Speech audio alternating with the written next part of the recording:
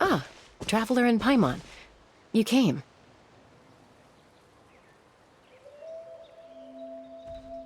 Yep, and it looks like we made it just in time.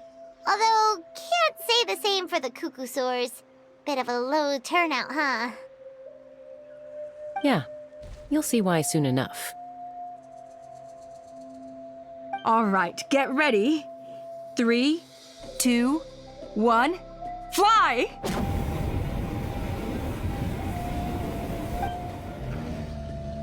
Whoa!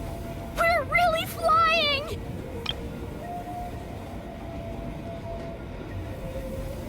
I feel light as a feather.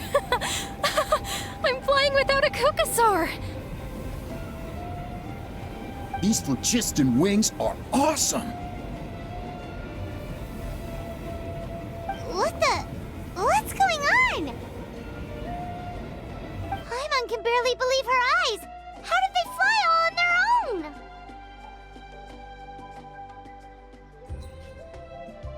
The merchants we ran into that day were selling a product called phlogiston wings. It's a flying machine worn on the back. To operate it, you just use a handheld trackball that controls the flow of gaseous phlogiston.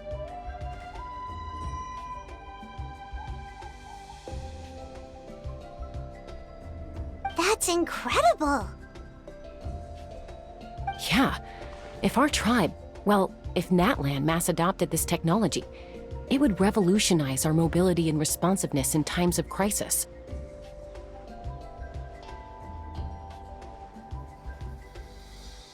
Just think of the countless tragedies that could be averted.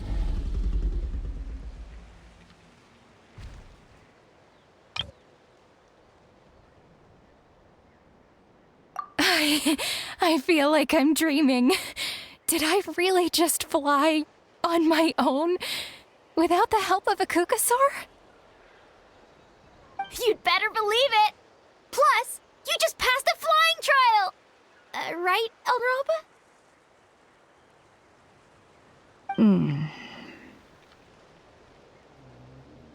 Elder Alpa?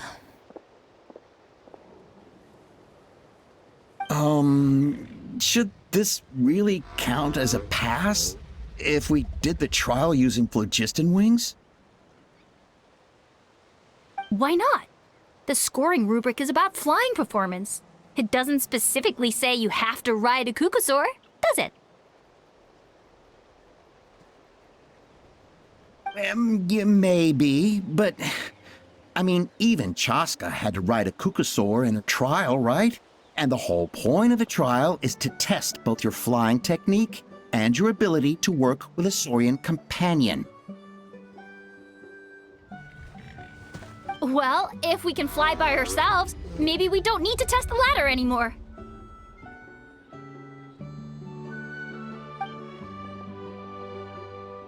Chaska, Traveler, what are your thoughts on this new invention?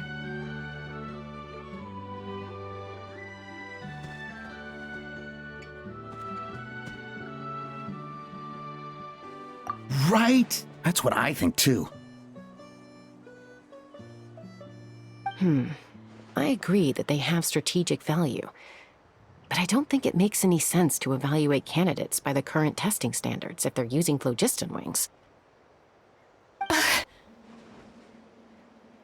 Why? Shunan finally mustered the courage to go through with this. And now you're saying it doesn't count? We don't have any experience using these wings in battle, nor is it immediately obvious how to incorporate them into the existing systems in our tribe. Taking a longer-term perspective, I think we need to start by getting thoroughly acquainted with how these things work. Then we can develop a new trial format with new assessment criteria, tailored to candidates using the phlogiston wings. You all raise valid points.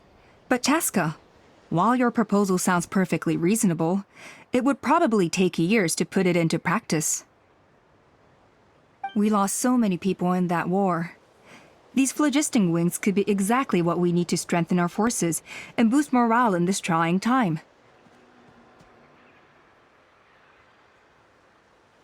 And as for real-world battle experience, There will be plenty of opportunities to gain that. I have high hopes for you, Junon.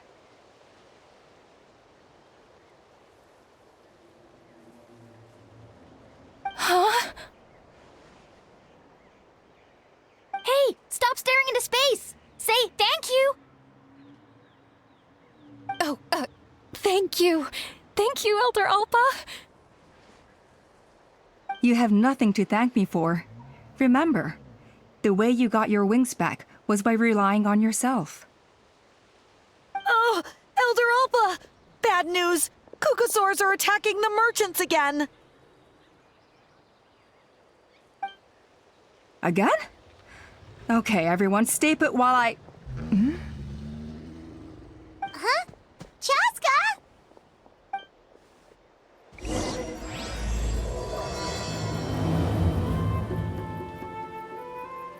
Why did Chaska rush off like that?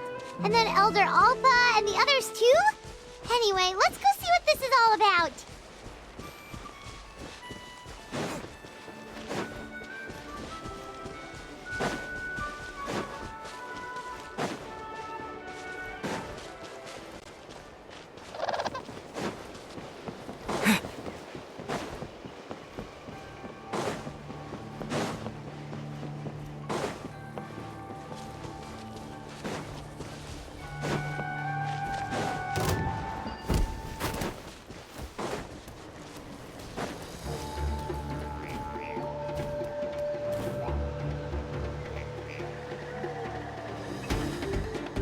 Oh, it's back! It found us again! Run! Get out of here!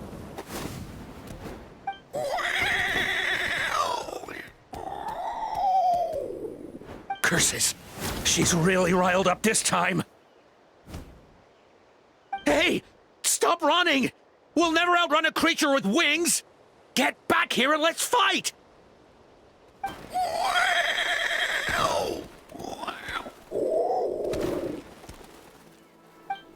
Stop! All of you!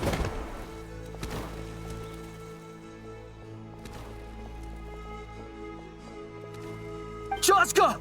Oh, wonderful! Quick, get rid of that thing!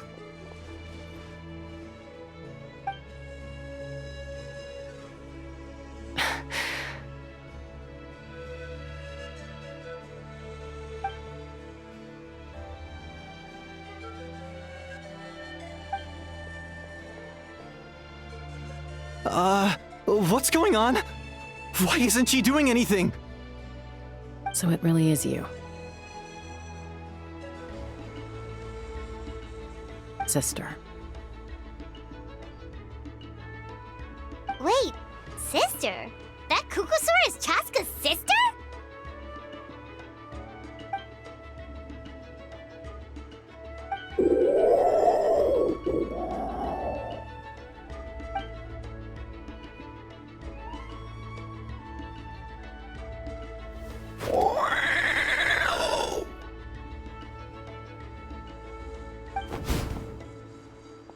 Koya, wait! Is Chaska gonna be okay? Should we go check on her?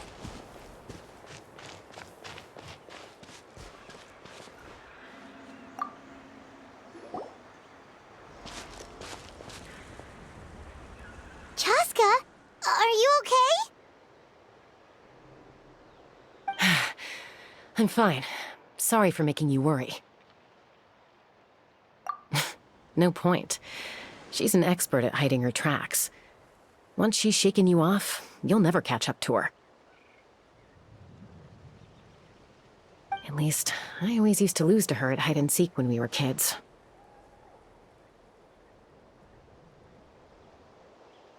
Well, yeah.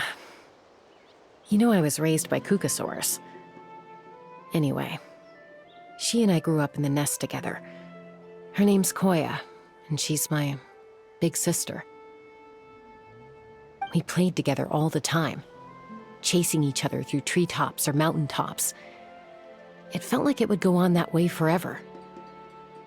Until the day I was sent back to live with the humans. Not all Cucosaurs are friendly towards people. Koya, for instance, she's fine with me because we grew up around each other, but she's not fond of other humans. When Mom decided to send me away, Koya strongly protested, and after I left, she became more and more reluctant to interact with humans. Maybe she thinks that humans stole you away from her.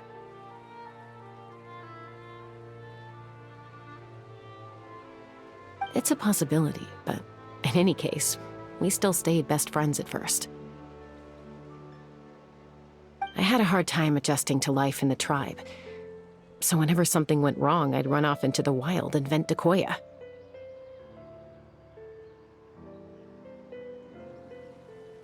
Ah, so that's what Uncle Cusco was talking about. He said you seemed to prefer hanging out with Saurians to your own kind back then. Yeah, I did. But then, gradually, everything changed. With a new mom and dad, a new tribe, and Koichi.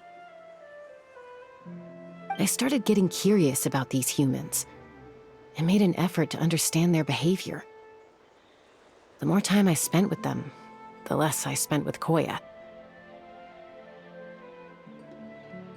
And then, one day, it was Koya's turn to leave the nest. She sought me out and asked if I was willing to leave the tribe and go live in the wilderness with her. As far as I can remember, that was the first time she ever approached a human settlement on purpose.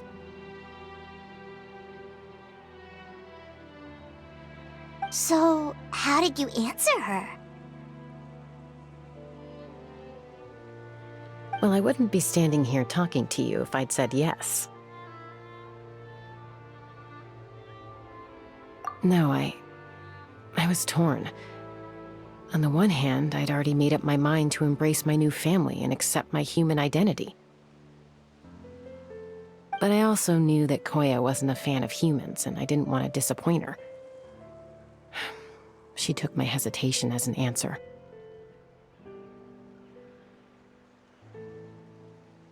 She saw it as a personal betrayal, threw a huge fit, and then flew off. We hadn't seen each other since, well, until today. Not for a lack of trying, though. I tried asking Mom where Koya's new nest was so I could talk things out with her. But Koya had already asked Mom not to tell me where she'd moved to. It must be hard for Mom, being stuck between her two daughters. So I didn't press the issue. And I didn't go looking for her. If things carry on like this, I need to make sure I find her before anyone else, even if she doesn't want to see me. For now, let's bring the wounded back to the tribe, and see what Mutota and Elder Alba have in mind.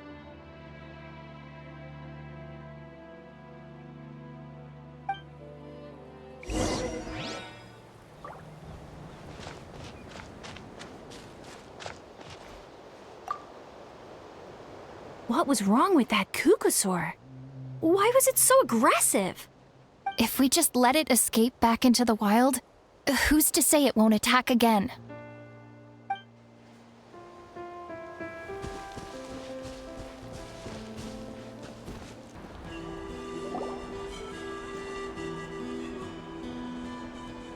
So, I hear there's been another Kukusaur attack. Ha! I knew it! They're wild animals, and they can't be trusted. Hey, show a little respect. The Kukusaurs are our partners. Maybe in the flying squad, but they don't give a hoot about the rest of us. Well, now that we have the phlogiston wings, do we even need the Kukusaurs anymore? Are you kidding? How are we supposed to protect our tribe without them? I didn't mean it like that. Huh? Protect our tribe? Or are you just scared that your precious flying squad will lose its prestigious position? You take that back! Things are changing so quickly. Chaska, there's a conflict emerging there. Aren't you going to nip it in the bud? The whole tribe's talking about this now. Breaking up a single fight won't solve anything. The real source of conflict here is the phlogiston wings, and what happened with Koya. On any other day, people would just brush this attack aside. After all, clashes between wild kukasaurs and humans are no more common than those between people. But now that the phlogiston wings have entered the equation, it's sparked a debate over whether our tribe needs the kukasaurs at all.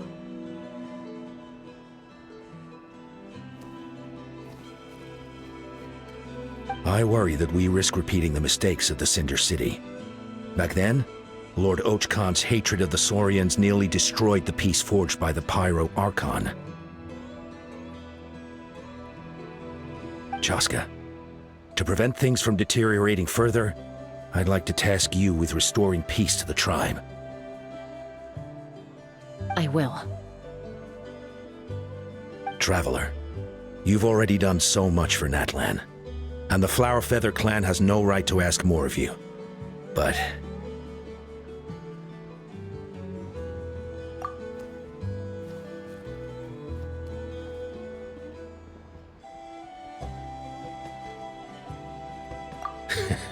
looks like I was making a mountain out of a molehill. And don't forget about Paimon. Just leave this to us. This whole situation has unfolded so quickly that it's put us on a back foot. To tell the truth, it makes me a little suspicious. You think someone might have orchestrated all this? It's possible. Leave it with me. I'll look into it. Also, Chaska, could you try to keep a low profile while you're out there digging around? We don't want to give our hand away. I'll do my best.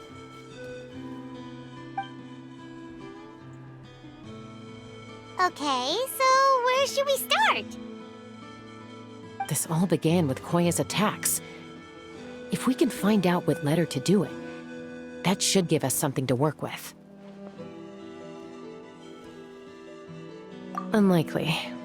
Given how she reacted when I showed up, I don't think she's forgiven me. If you want to resolve a conflict through dialogue, sometimes you need a third-party facilitator. Let's go see my mom.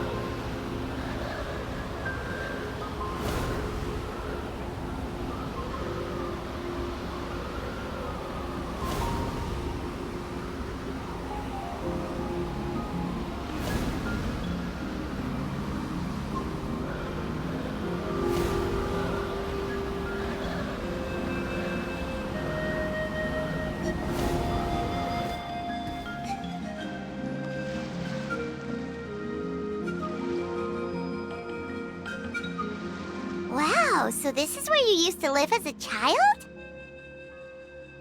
Mm-hmm. When I was little, we used to do this thing where I'd jump from the top of this tree, and Koya would fly over from the platform and catch me in midair. Or sometimes we'd both fly from the treetop together, and then after some aerial maneuvering, she'd throw me up onto that platform. After we got a bit older, we went to the nearby shores looking for even greater heights.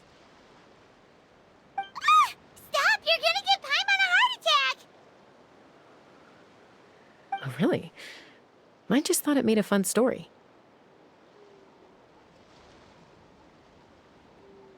Then I'll share more with you when there's time. Anyway, back to the matter at hand.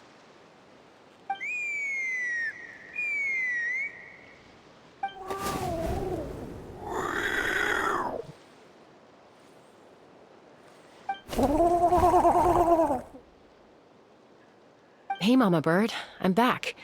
My last visit was only a week ago, wasn't it? See? I visit you more than I visit Papa Cusco. I brought a couple of friends with me. These are the Traveler and Paimon. Traveler, Paimon, this is my mom. Her name is Chimpu. In the human tongue, anyway.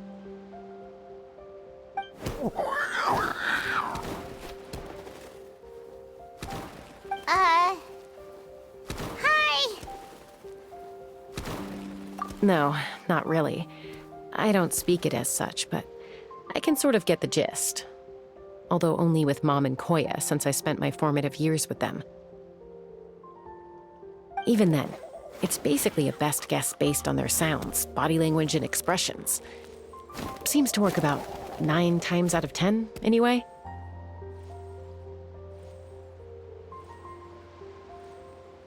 As for whether Mom understands me, I can't always tell. But somehow we still manage to communicate. Call it the family bond, I guess.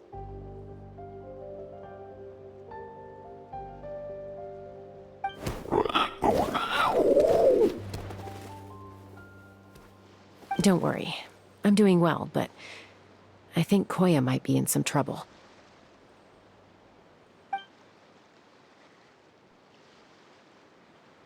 I know she's never been a fan of humans, but she's never deliberately attacked them before either. What's behind this sudden change? Does,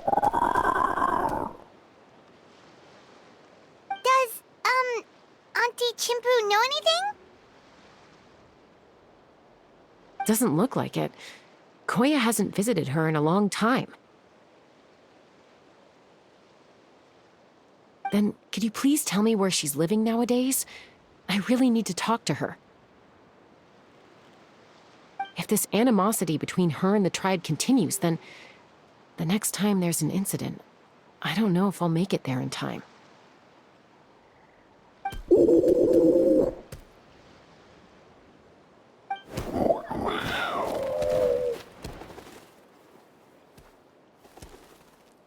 She said she'll take us there. Thank you, Mom.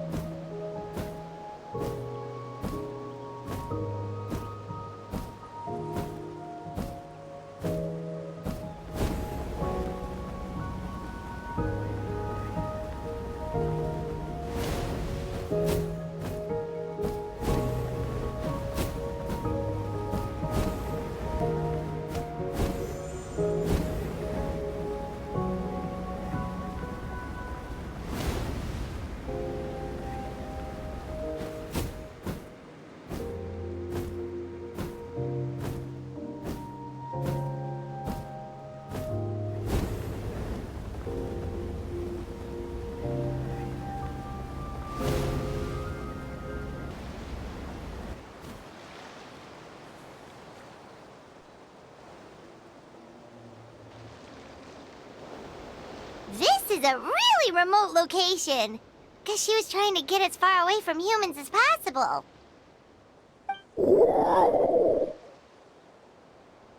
We stay here? Okay. Got it. Traveler, Paimon. Mom says we should stay out of sight for now.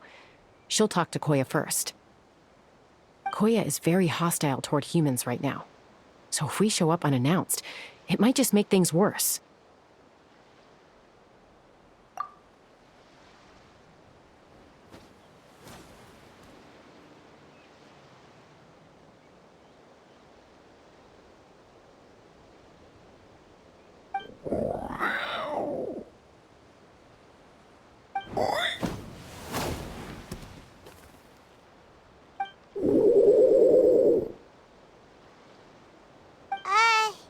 Any idea what they're saying?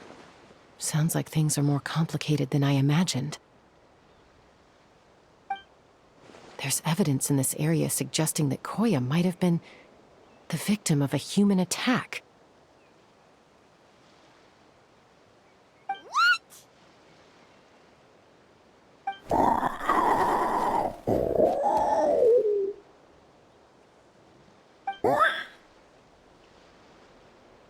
No! It's Chime, Koya's child. The attackers kidnapped her.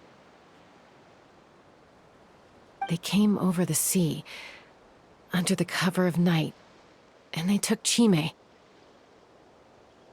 What the heck? Who would do such a thing? I searched day and night, and finally found them.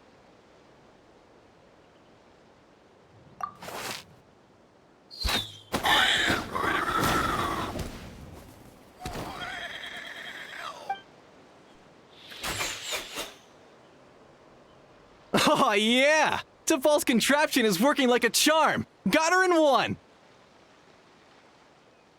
Hey, there's another one! Wait, is that the one that got away last time? Who cares? Just get them all. T'Pol pays us per catch.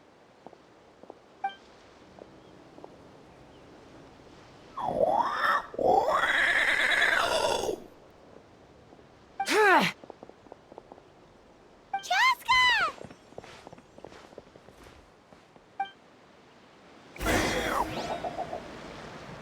Chaska? How do you get here? Quick, stop her! Don't you even think about running away!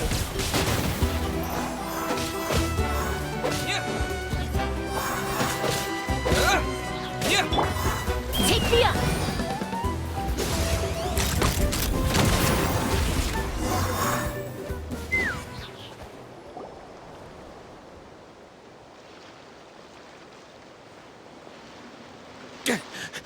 Don't come any closer, or I'll...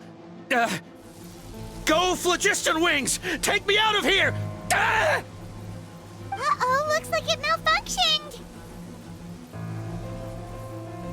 This is bad. Mom and Koya are already injured. And if that thing explodes right next to them... Help! Elemental energy suppresses it! Please, someone! Get back!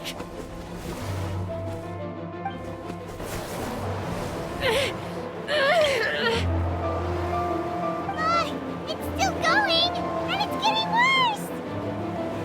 Guess we need a more permanent solution. All right then.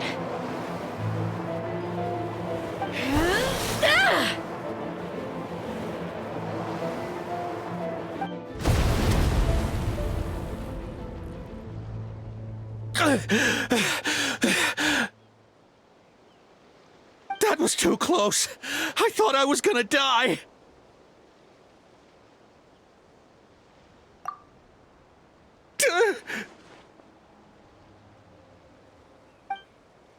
Answer us honestly. Were you the ones who attacked Koya before? I am... No, it was...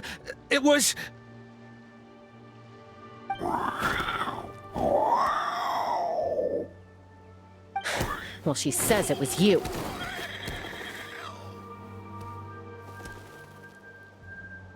Just tell me, who sent you here?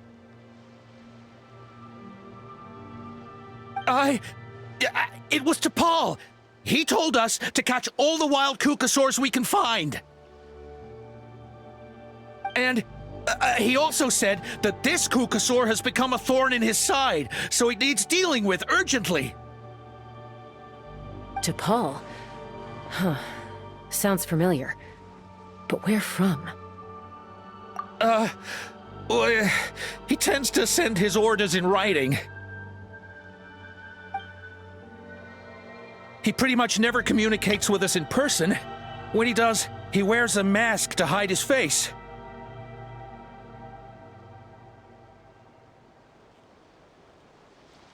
And whenever we trade kukasaurs for phlogiston wings, we deal with his henchmen.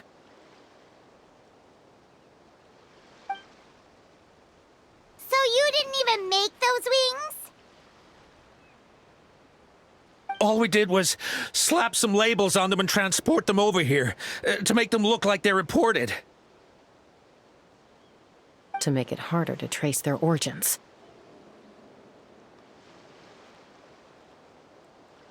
I don't know, honest!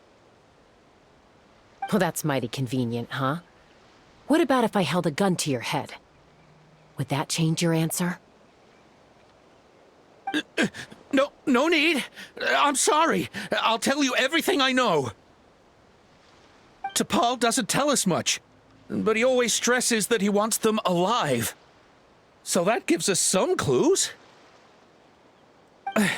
This is just a best guess, of course, but we suspect that the gaseous phlogiston stored in the trackballs is drawn directly from the kukasaurs. What?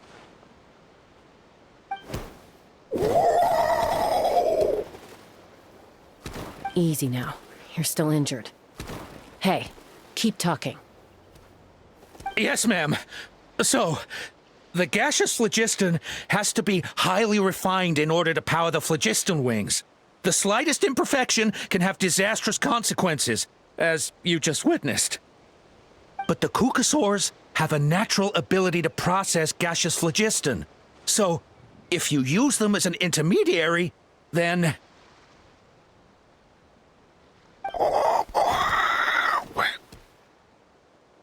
That's enough. So the kukasaurs you took. Where are they now? T'Pol should have them. But no one knows where he's based, apart from him and his henchmen. We've tried looking for it ourselves, even followed them a few times. But we always end up losing track of them.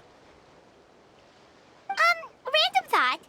Maybe they're hiding up in the sky? T'Pol. T'Pol. I'm sure I've heard that name. Maybe it was... Chaska, Traveler!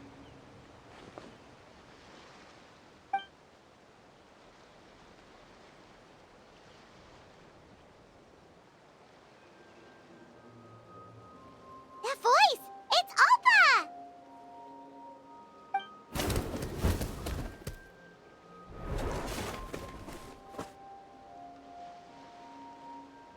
Elder Alba? What brings you all the way out here? Well, I was patrolling nearby when I heard the sound of an explosion. What's going on?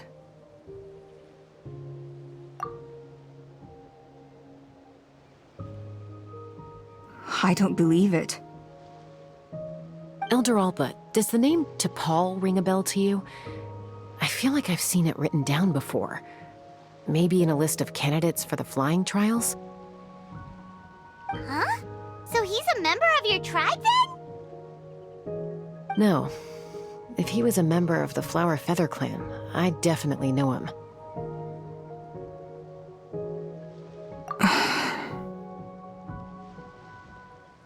Now that you mention it, I do remember a young man from outside our tribe who came to participate in our flying trials once. You were away on a mission at the time, which is probably why you don't remember him. He was a craftsman from the Children of Echoes, but he'd always dreamed of soaring the skies, so he wanted to join our flying squad. Children of Echoes. That's rare. But despite his best efforts, he unfortunately failed to pass the trial and gain the Kukusaur's approval. In the end, he went wingless and returned dejected to the Children of Echoes. Wingless, huh? Maybe he invented the phlogiston wings to get revenge on the Kukusaurs. Perhaps. Or maybe it's simply his way of dealing with his regrets over his past flying endeavors. Either way, it doesn't excuse his abuse of the Kukusaurs. I'm gonna take these guys back and expose the truth to the tribe. It's time for this conflict to end. Easy, Chaska. Remember what I said about keeping a low profile? The ringleader still hasn't shown himself, and this man's allegation about powering the phlogiston wings with Kukusaurs is only speculation. Bringing these men to the tribe now won't win over any current supporters of the phlogiston wings. In fact, it may even escalate the conflict further. After all, many are mistrustful of the Kukusaurs after recent events. Is that why T'Pol waited until now to try to capture my sister? I don't know. I mean, he did tell us to spread negative rumors about the Kukusaurs and slip some Mora to anyone opposed to them, but... But Koya only attacked humans because they stole her child! Nevertheless, we will be hard-pressed to change people's minds while emotions are running high. Unless we have irrefutable evidence. Bravo! My thoughts exactly. In the meantime, leave these men with me. I'll escort them back to the tribe. I'll take the other members of their crew into custody too. They won't get another chance to stir up trouble. Fair enough. I guess finding T'Pol is gonna be the key to resolving this conflict. Let's hope the Children of Echoes have some info on him.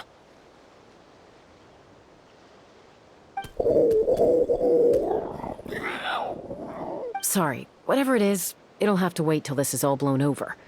I have to fix this situation before it spirals out of control.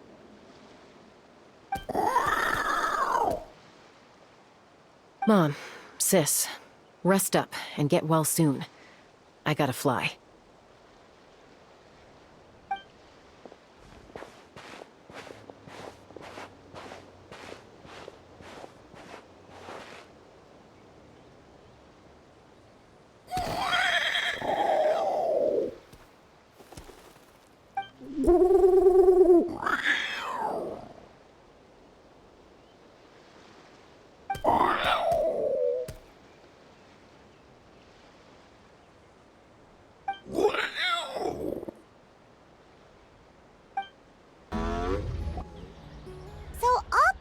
That T'Pol's from the Children of Echoes.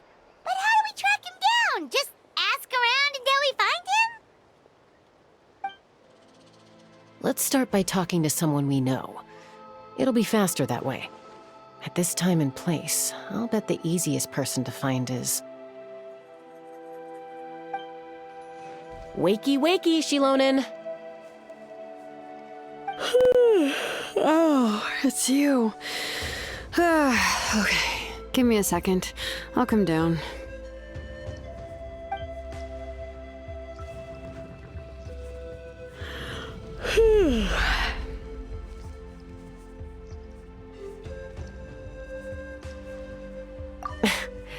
I climb trees to fly further and see farther. I don't usually stop for a nap. Well, we're not all like you. Always full of energy, even after flying around all day. Yeah. So, you've come all this way and interrupted my precious nap time. Might I I'm sorry, Shilonen, but it couldn't wait. Does the name T'Pol mean anything to you? He's a craftsman, apparently. Huh. T'Pol. Yeah, that rings a bell. I think that's Puma's child. Nope, I'm afraid you're a few years too late. Why are you looking for him?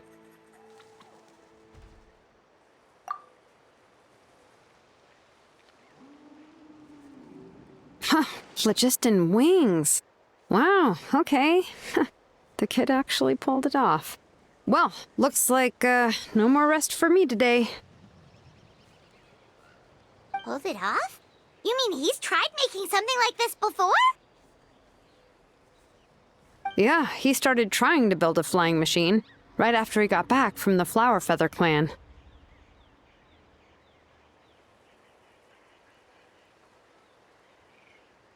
So right after he went wingless then. Was this flying machine anything like the gun you made me?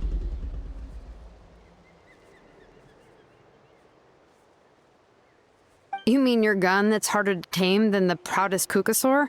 No, he wanted to build something that allows anyone to fly freely, even if they're not naturally gifted.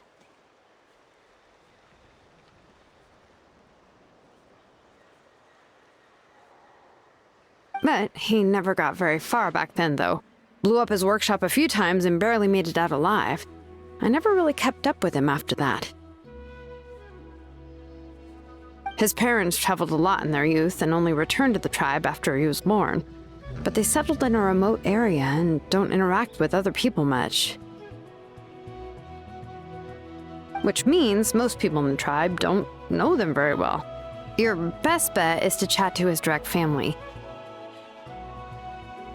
I'll go get Puma. Wait for me in front of the workshop. I won't be long.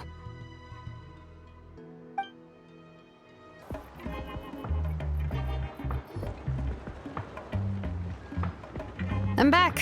Allow me to introduce T'Pol's mother, Puma. Hello,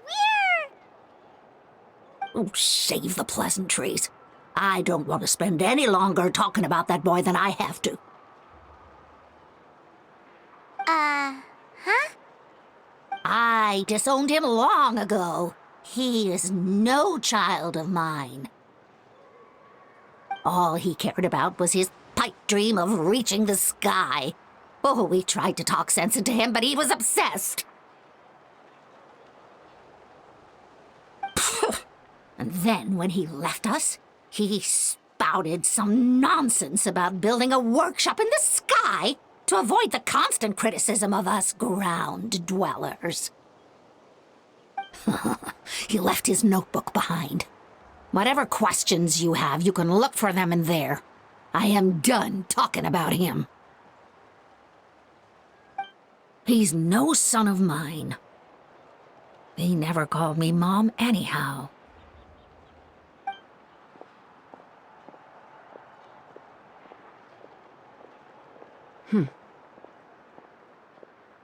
Wow, they've really fallen out. Paimon sure wasn't expecting that. Her husband, T'Pol's father, he passed away recently, and T'Pol didn't even bother to show his face at the funeral. If you ask me, that was probably the final straw for Puma. I'll go keep her company. If there's anything else you need, just come and find me. Thank you.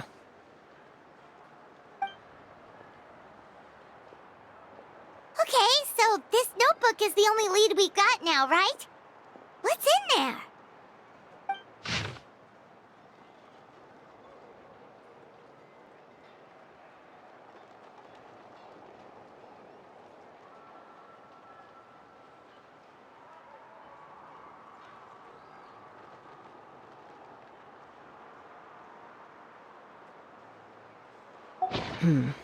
Some early designs for the phlogiston wings, and some theorizing about an airborne workshop. Ochkanatlan, the Cinder City. Looks like that's where he got his technological inspiration from. So, was he serious about the workshop in the sky? But that's such a big project for one person. Do we think he actually pulled it off?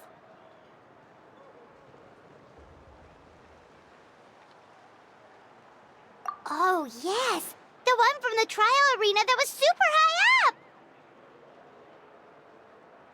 up. That balloon has been there for a while, and everyone's been wondering how it got up there, but what if that's the wrong question?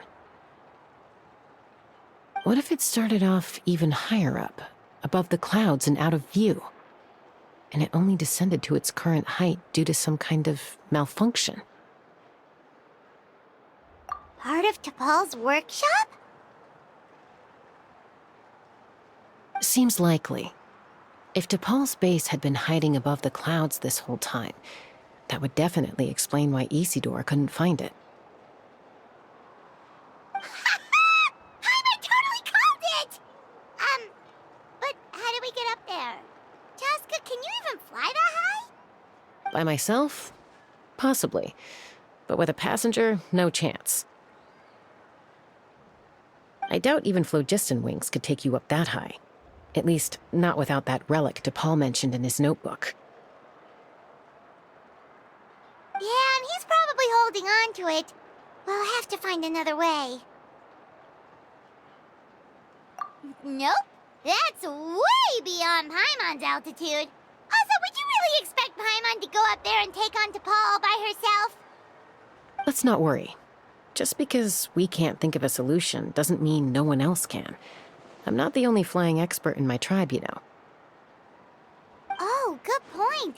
We should go ask Elder Alpa. And Mutoda. He was quite the flying ace back in the day, too. Let's head back and see what they suggest.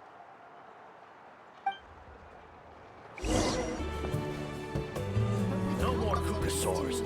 We want phlogiston wings. Chaska, you're finally back. Things are getting really tense in the tribe. Have you made any headway with your investigation? Some people even think we arrested the merchants just to support the flying squad and crack down on the phlogiston wings.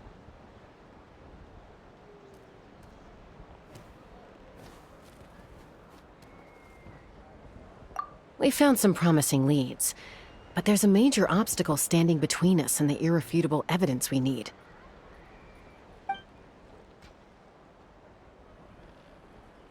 A relic from the Cinder City? So Och Khan's still managing to sow discord, even after all these years. An airborne workshop and a hot air balloon above the trial arena.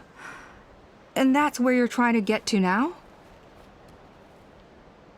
Neither phlogiston wings nor a Kukusaur can take you that high up. Do you really think that's where T'Pol is hiding?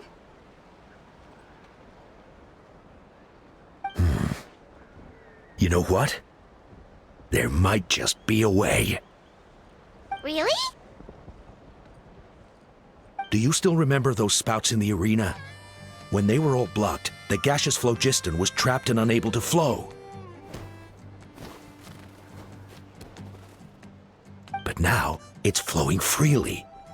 If we were to block them up again... You mean all of them except the one at the very top of the arena? To build up the pressure there?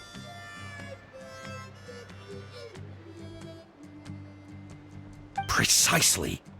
With all the gaseous phlogiston flowing through one spout, it would create a high-pressure wind current. And then we just ride it up into the sky! Yes, it has its risks, but with Chaska's abilities, I think she could manage it. It's an extremely risky approach, but I agree that it's feasible.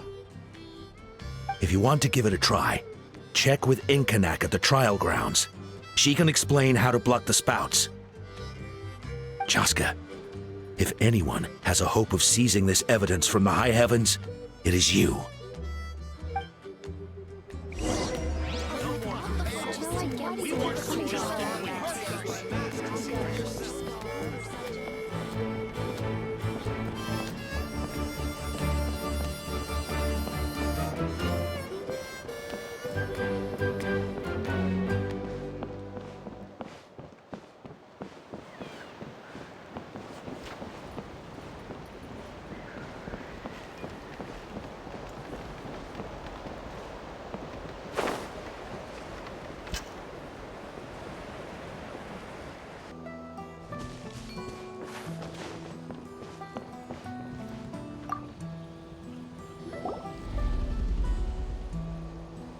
Goodness me, that is a very bold idea. Maybe so, but we have to act fast. What's the quickest way for us to block off the spouts? From a technical perspective, I'd have to advise taking some measurements and carefully Then we'll have to take the rough and ready approach. See the solid phlogiston over there? Our prior inspections revealed that some kind of stable structure has formed inside, making it highly damage resistant. It's not without its weak points, but unless they're all struck at the same time, the structural integrity won't be threatened. So, what happens if we do strike them all at once? It'll collapse. Okay, I see where you're going with this. Yeah, you got it. As long as you hit all the weak spots at once from the right angle, the solid phlogiston will fall right on top of the spout and block it up. You're right about rough and ready. Sounds like my kind of plan.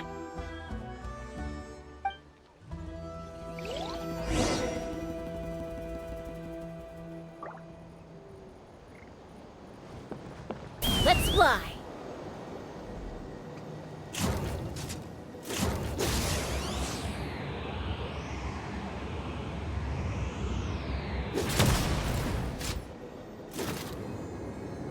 Look! There's a chunk of solid phlogiston right over that spout!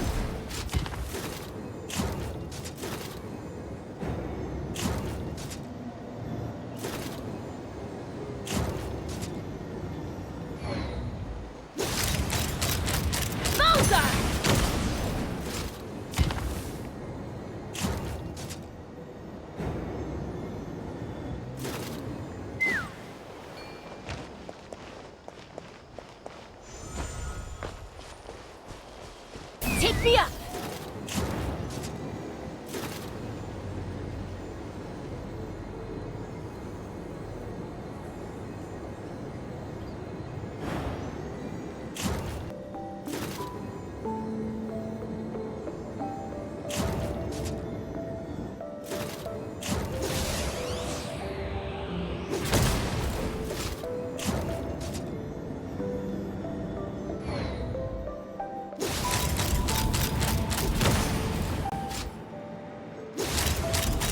Open fire!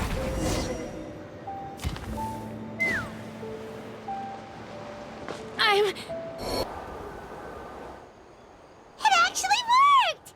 But wait, how are Paimon and the Travelers supposed to get up there? Koya can give you a lift. She's actually been following us this whole time.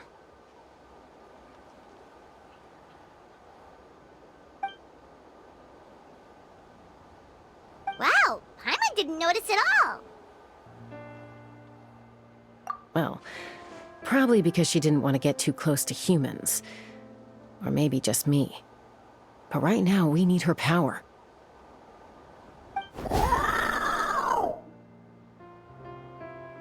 Whoa, you didn't even have to summon her!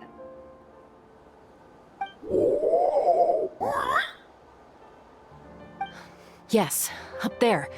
That's probably where Chime is. All right, let's go have a little talk with this T'Pol.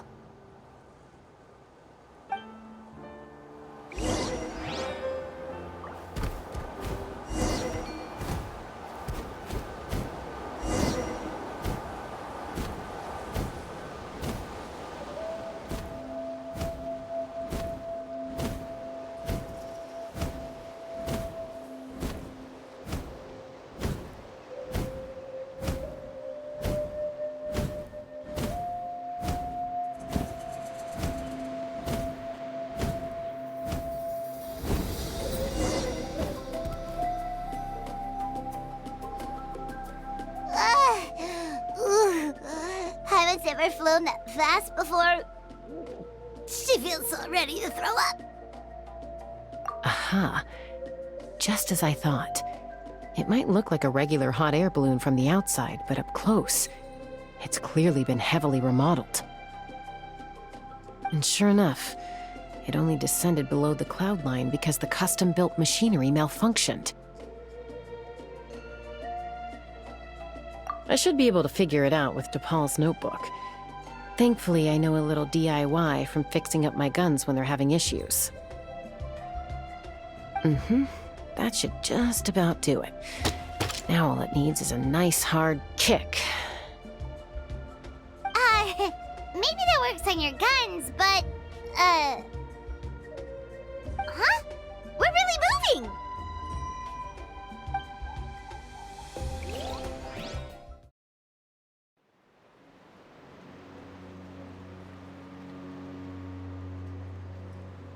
Here it is! The workshop in the sky! Oh, you gotta see it to believe it. Makes you wonder why T'Pol even bothers with phlogiston wings when he has tech like this. Well, according to the notebook, the platform beneath us runs on components from the Cinder City. Those can't be mass-produced. Also, I have some doubts about its mobility after seeing how it moved just now. For someone like T'Pol who dreams of flying freely, this definitely doesn't cut it. But if he's got that relic, he should be able to make a set of prototype wings for himself, right? Why bother making a whole flying workshop so he can mass produce them? But this doesn't add up. If he's already achieved the power of flight, then he must have bigger dreams we don't know about.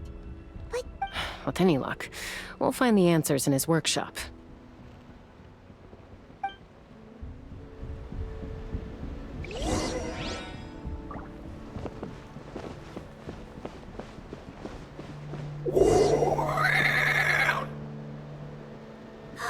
Cuckoosaurs! Seems like the merchants were right. T'Pol's using them for his own ends. I'll bet that mechanism on top of the cage opens the door. Let me give it a try.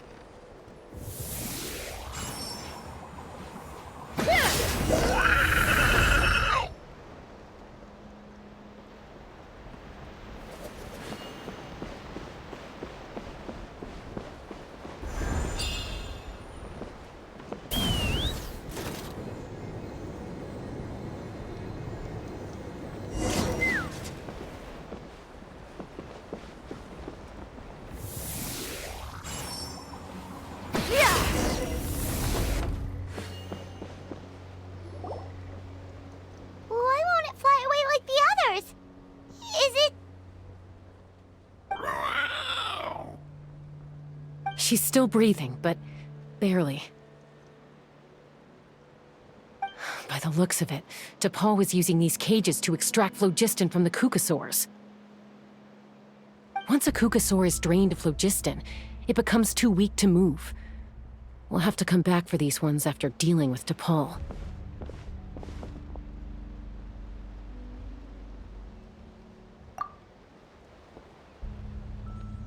Let me see. Looks like a record of his phlogiston research. Log number 330. With the support of... I was finally able to launch the airborne workshop. Even though it relies on the relic for 80% of its power supply, I've at least taken the first step. Log number 348. Research on the relic is progressing well. I should be able to replicate the technology and scale up production very soon. Has proposed a name for this groundbreaking invention: the phlogiston wings. I think I'm getting close. Soon I will achieve my dreams. Log number 377. Encountered some issues with the new smaller model phlogiston wings. The gaseous phlogiston showed some volatility during the refinement process. Thinks we should proceed at a more cautious pace with the refinement experiments. But after so many past failures, I have to prove that I will succeed this time. Log number 114. Ran an experiment using cuckosaurs to refine gaseous phlogiston. It was a success. Log number 117. I've started recruiting merchants and hunters to capture wild cuckosaurs. Log number 121. Major breakthrough in the efficiency of phlogiston yield. Huh? Somebody many parts have been crossed out?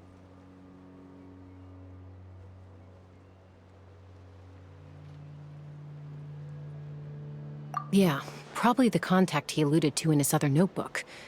Guess he has a benefactor. Did anyone else notice how the numbering system in this notebook suddenly changed halfway through? We haven't got time for textual analysis, I'm afraid. Grab the notebook and let's press on.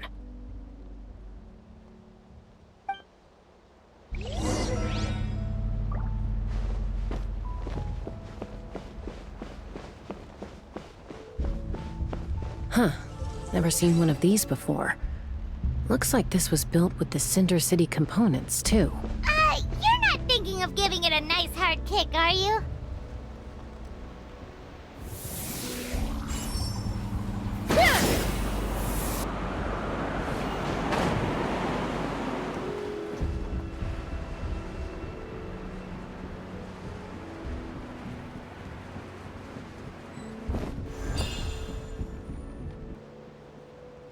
Take me up!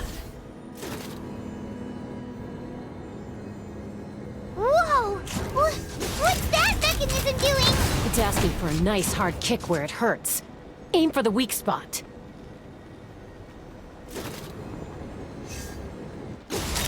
Open fire!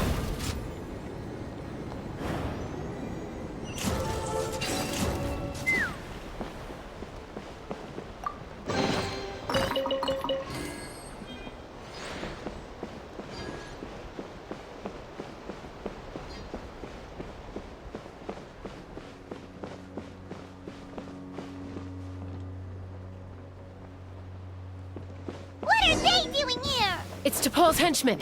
He must have brought them here using the relic in his prototype wings. Watch out! Open fire!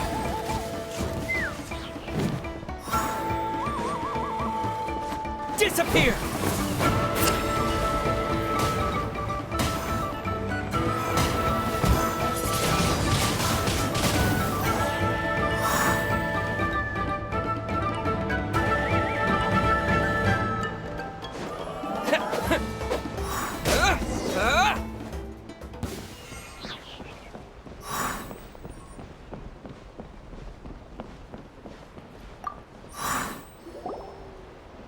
Hey, look here! More of T'Pol's notes!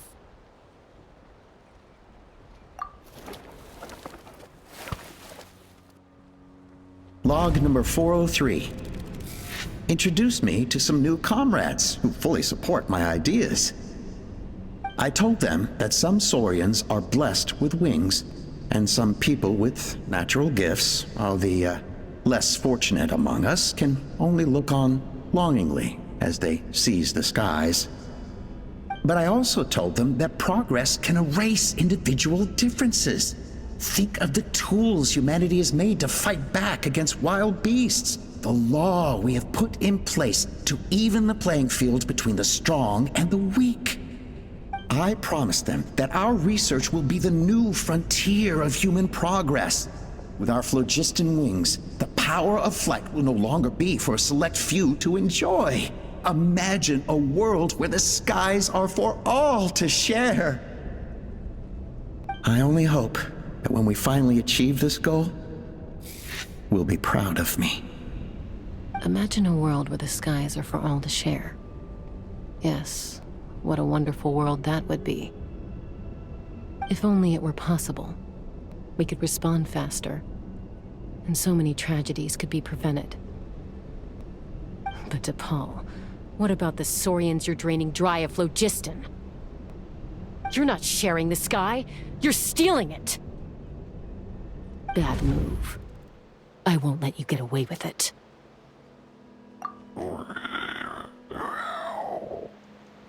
I'm fine.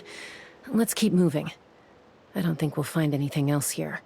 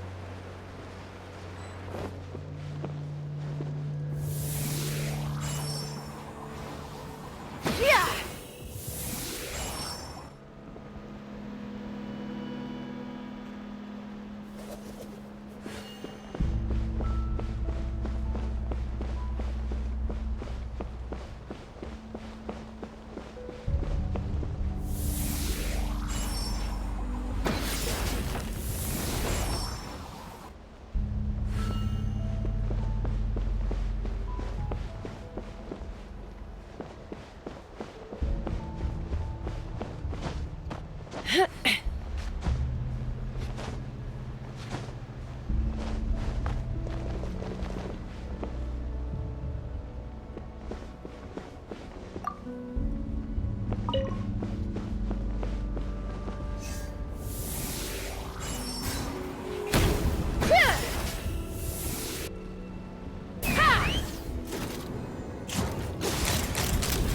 freed all the Kukasaurs we could, right?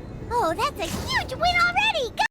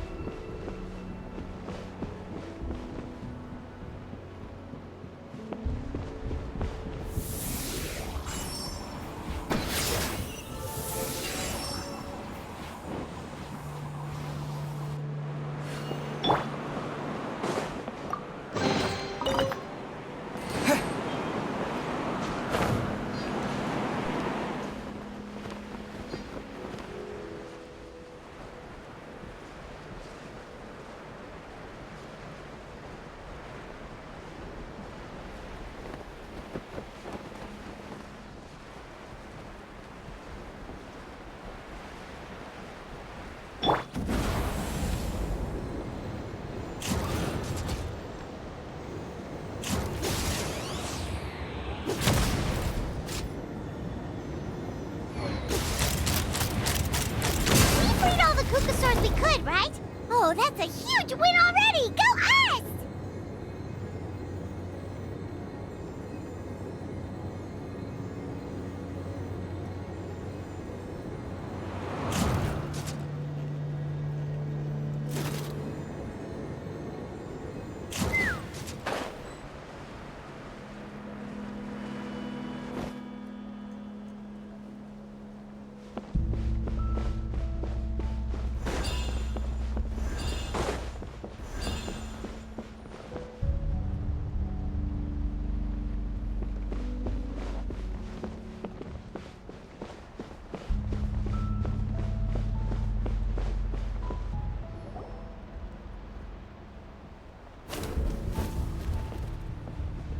Looks like we've reached the center of the workshop. And still no sign of Koya's baby!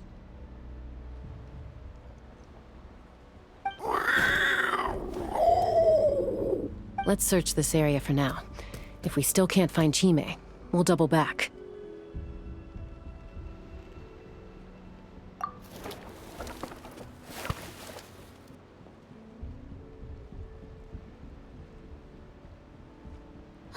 Chaska, Traveler, come quick! What is it? Did you find Chime? Not yet, but look! It's another one of T'Pol's notebooks! All right.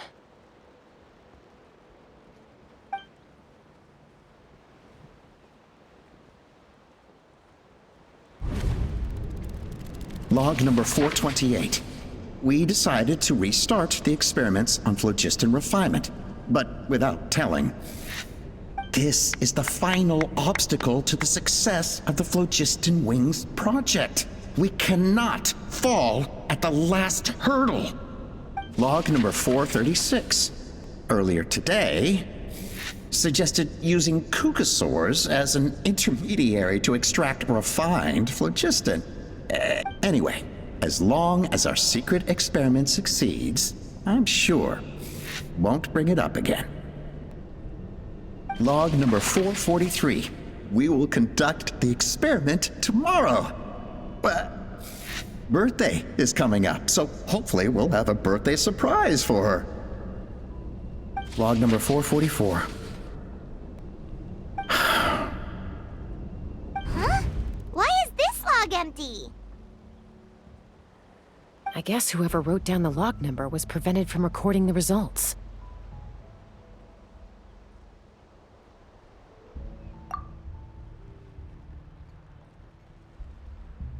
Log number Zero. We lost many comrades in the accident. Among them are friends, lovers, and children. But we cannot stop now. We will keep their legacy alive and carry their dreams forward.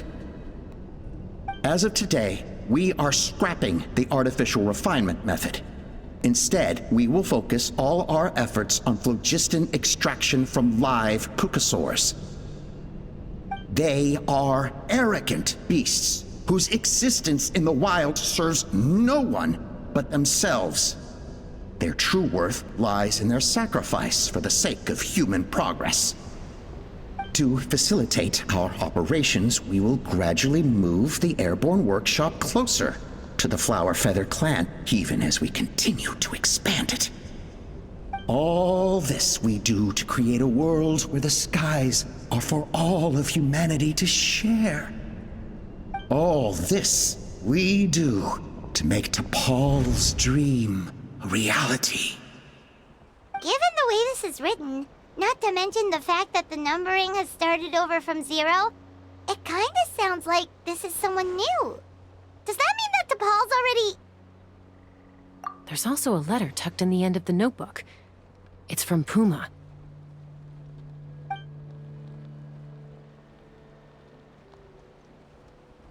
T'Pol, I don't know where you are right now, so I don't know how to reach you.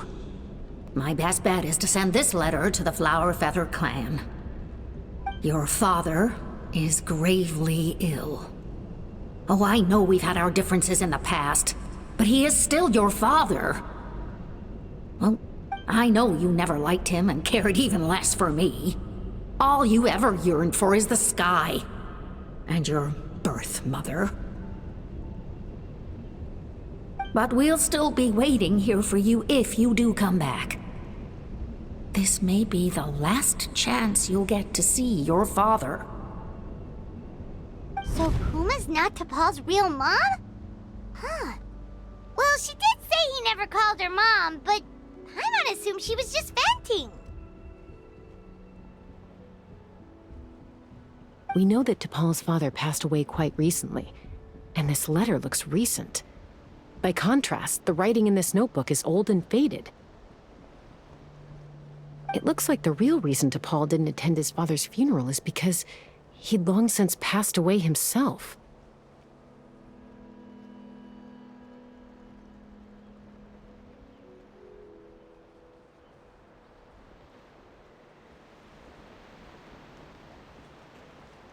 If we ask ourselves why this letter was sent to the Flower Feather clan, why T'Pol always yearned for the sky, and how he got his hands on a relic from the Cinder City, it all points to one answer. That's right. T'Pol was my child. He was born during my days as a wingless wanderer. His birth gave me new hope. I wanted to become the kind of mother who spent her days as a valiant rider, soaring the skies. Not an aimless, wingless nobody. But his father wanted to settle down, to give his child a safe, sheltered life in his tribe. We fought about it constantly, until the love we once had for each other was gone. He started a new family, with another traveler who was also looking to return home. And I went back to the Flower Feather clan, alone. Alba? I had no idea that despite being raised among the children of echoes, my child still harbored dreams of the skies. Can you imagine, Chaska? The joy and surprise I felt when he showed up at my door, asking to join the flying trials. Or how proud I was when he said he wanted to prove his own worth, rather than relying on my position as elder. And then the anguish that overcame me when he was rejected by the cucosaurs and became wingless, just as I had after my injury. You've got a lot of nerve showing your face here. Don't take this the wrong way, Chaska. I'm not here for a fight. I just want to talk. Isn't that your preferred way to resolve things? I trust you've learned of T'Pol's wish on your way here. A world where the skies are for all of humanity to share. If only his dream can be realized, no one will ever have to lose their wings again. Our aerial prowess will be greater than ever before. War will never again come at such a great cost. The loss of Koichi is a tragedy that need never be repeated. So tell me, Chaska, do you really wish to see the phlogiston wings forever grounded and gathering dust? Nothing you've said excuses all the conflict you've caused. You mean the argument back at the tribe? It was a necessary measure. Sometimes this is the only way to accelerate the pace of progress.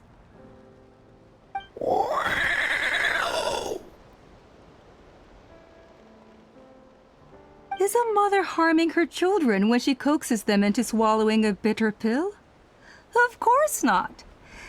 It is a brief moment of suffering for the greater good, and the child would come to understand this in due course.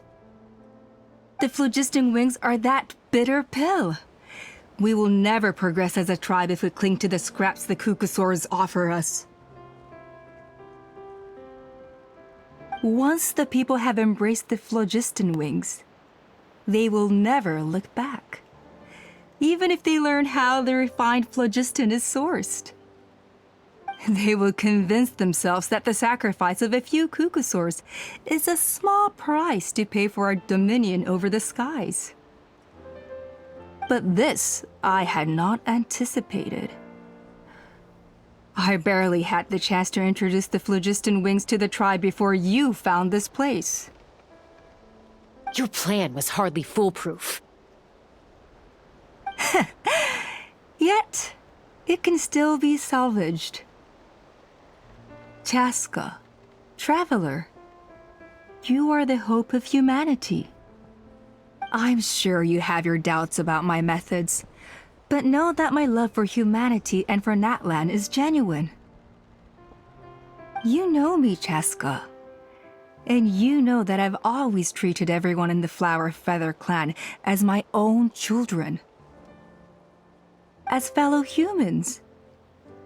Surely you can understand my perspective.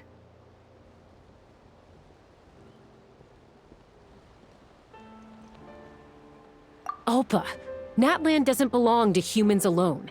And truthfully, neither do I.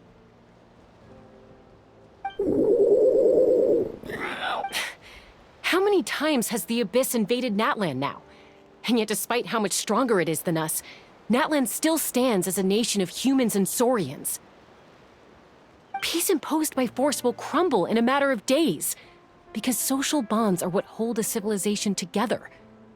Weren't you the one that taught me that? And yet you would break the bond we share with our Saurian companions to take more power for ourselves? That's as stupid as hacking your own arm off to use it as a club. They are wild beasts, driven purely by instinct. How could they possibly understand human social bonds? How did someone like her ever become a writer?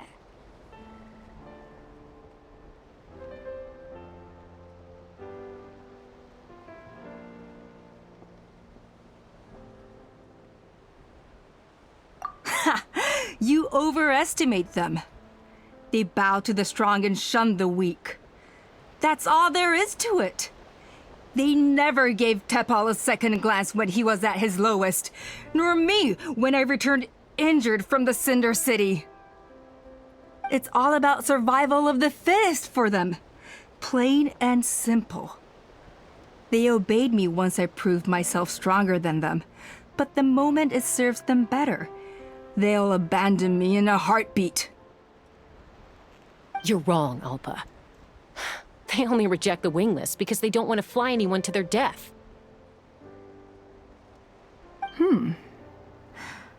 Chaska, I will promise you this.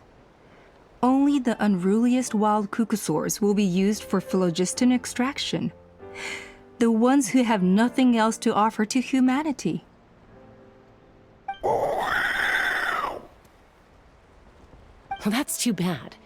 Because I know a few unruly wild cucosaurs who don't think that idea is gonna fly.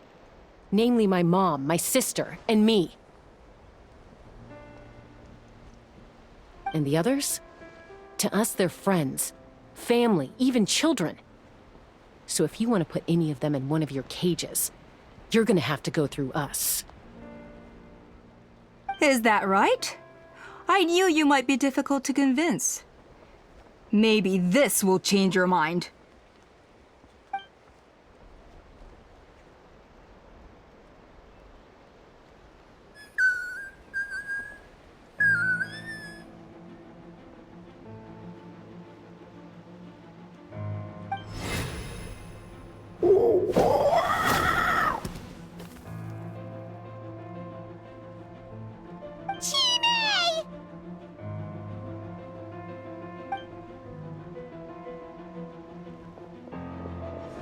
Opa!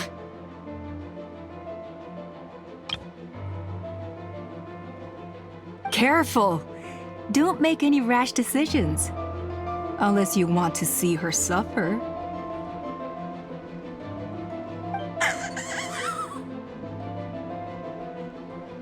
Oh no, that's one of the extraction cages!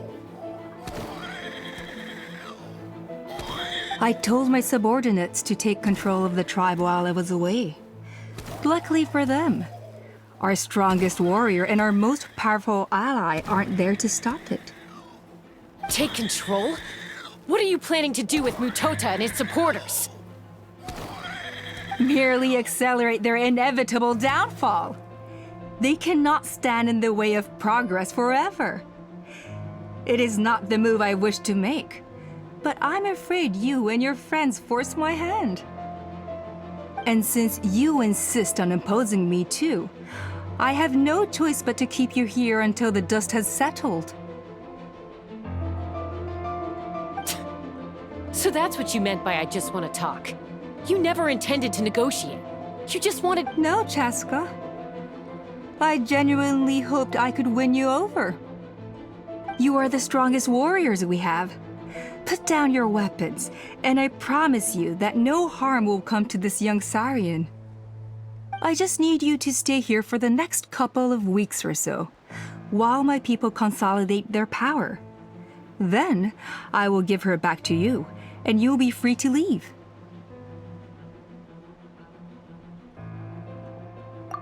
As long as the majority supports our vision, even the Pyro Archon cannot meddle in our internal affairs. Your vision is deranged, and the Flower Feather Clan will never support it. You sure about that? Then wait here and see. Time will tell. What do we do? Even if the whole tribe fights back, Mutota's in grave danger!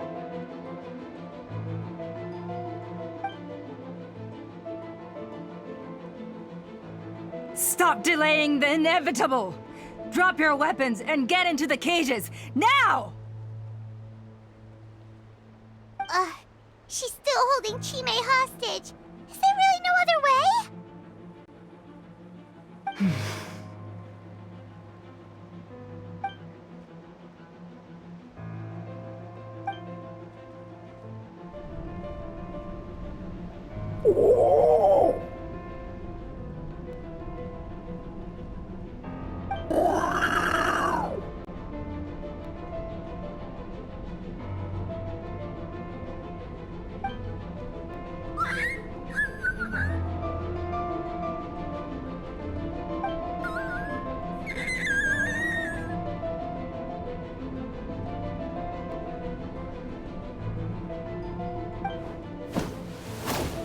Koya? Huh? What are you yapping about? Stand down! Drop your weapons, now! This is...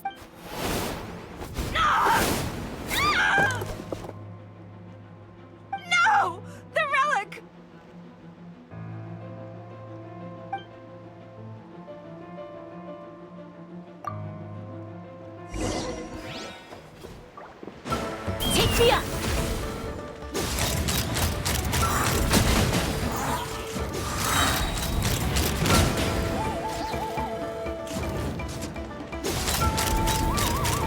Give up, Alpha. We're negotiating my way now, and this ain't your strong suit.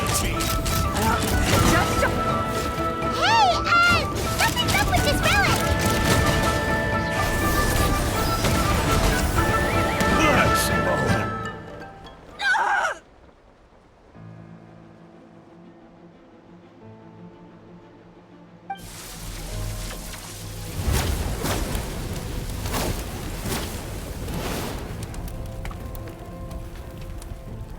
No!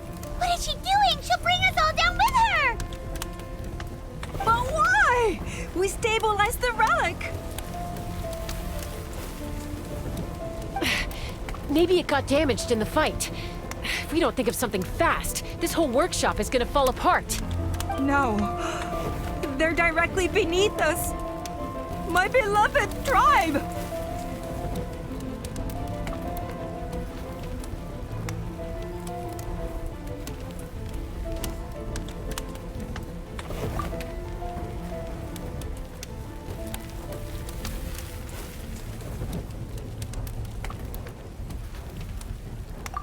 Okay,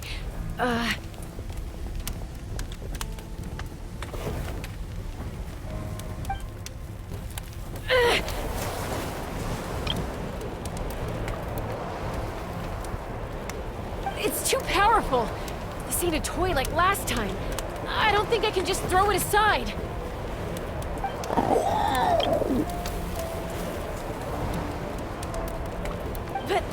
But we need to get it far away before it explodes. Then the tribe will be safe, and so will this workshop. Koya, remember when we were kids? Come on, let's take this thing high up into the sky.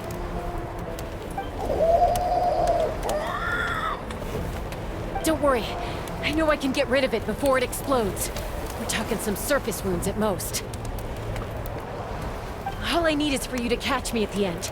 Just like old times.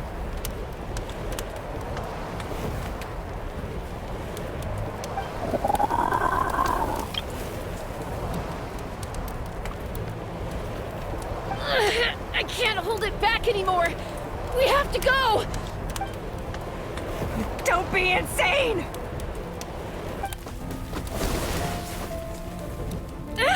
Alpa! What are you...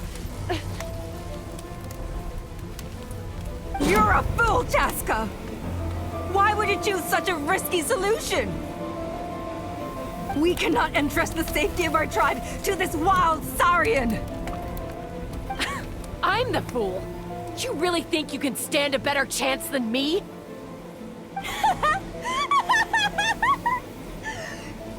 Sure, it may be asking too much for an ex-wingless to escape the blast radius in time. But I can fly it a safe distance away, even if it's the last thing I do.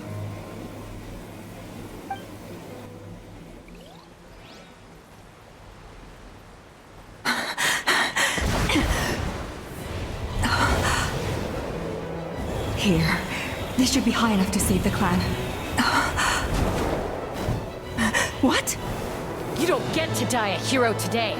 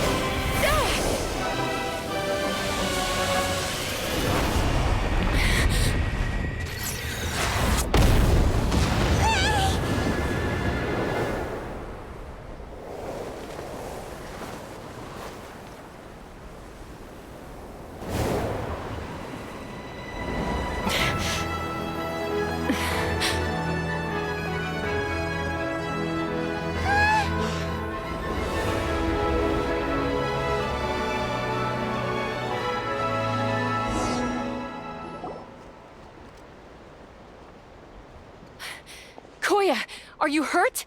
Let me take a look at you. What do you mean, I'm fine? Didn't I tell you to catch me on your back? Why did you try to shield me from the blast?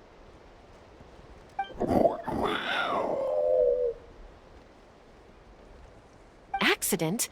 Yeah, right. Seriously, you're as stubborn as ever.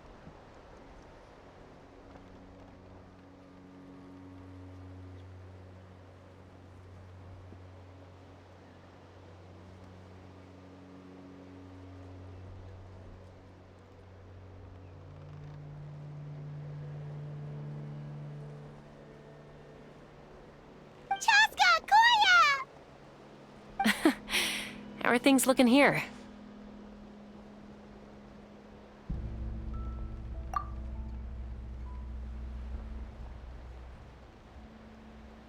I think that's putting it mildly. I owe you one. Again.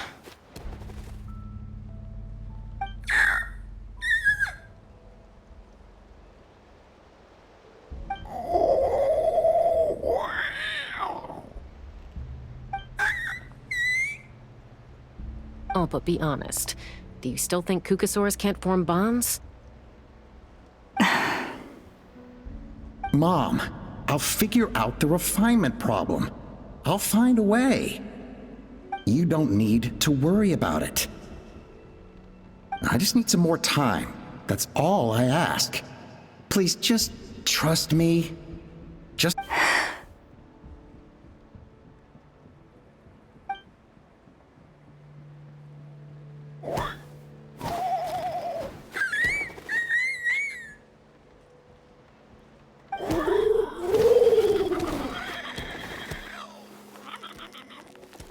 The Flower Feather Clan yield to the strong. And it's up to the winners to define what strength means. So it looks like it's my turn to yield.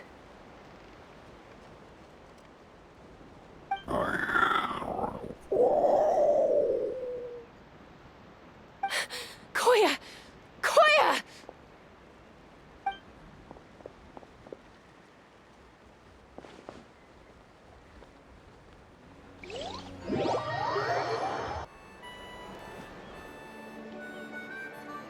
So, you're absolutely sure it's not because of the explosion?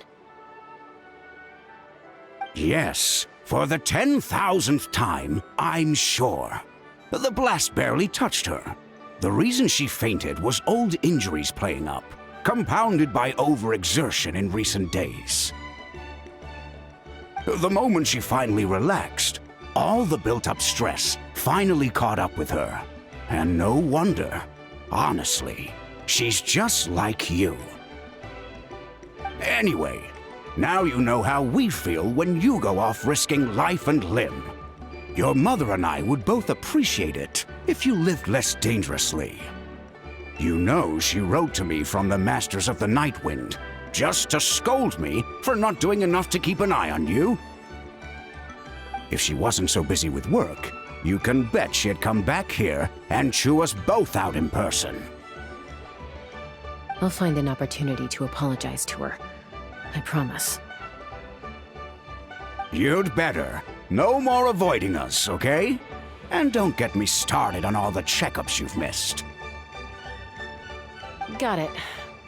Got it. Huh? Koya, you're awake. I'll go let everyone know. Hey, but we're not done talking. What are we gonna do with her, Even after everything that's happened, she still hasn't figured out how to start the conversation with you. She keeps saying, I don't think Koya has forgiven me yet. But if you ask me, she's the one who's scared to open up and have an honest conversation. For all her confidence, she's a very sensitive soul underneath. You'd think as a peacemaker, she of all people would know how to reconcile with her family after a falling out. She must have been a handful growing up. Thank you for being there for her. And of course, Thank you for keeping her safe when you were up there in the sky. Koya, Uncle Cusco, we're here! Ha! I was just telling her that she's not to go chasing danger with Chaska ever again. Cusco, I understand how you must feel. But it's all thanks to Koya and Chaska's efforts that the airborne workshop didn't come crashing down on our heads. Oh, Paimon almost forgot to ask. They didn't hurt you while we were gone, did they? Thankfully, when her co-conspirators tried to arrest me, I was out coaching Koyer and Junan. The two of them were a huge help. They took care of things while I went around rallying the resistance. So, in the end, Alpa's would-be revolt didn't really get off the ground. And as it turns out, not all of the wingless want to see our dear Saurian friends replaced with phlogiston-powered gizmos. I'm so sorry you got mixed up in this, by the way. We should have caught on to Alpa's scheme sooner. We could have saved so many Kukasaurs from getting hurt.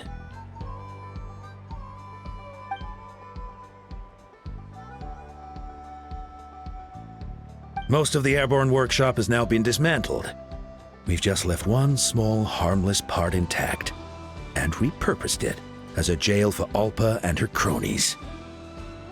Let's see how they like being locked up in a sky prison!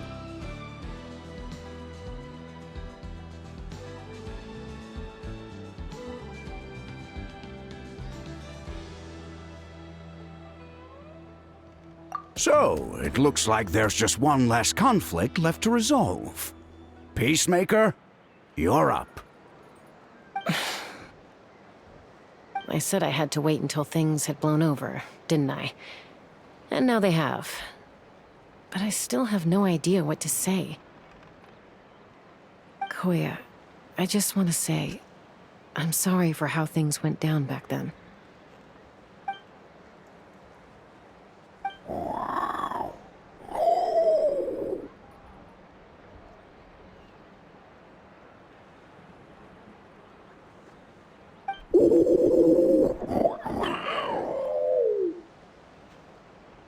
Huh? Does this mean you're not mad at me anymore? There's that family likeness coming through again. But that day, when we ran into each other.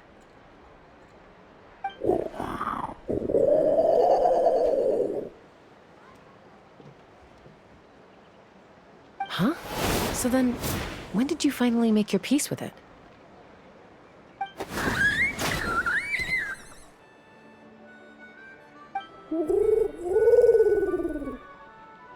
Oh, it's Chime and Chimpu! They're here too!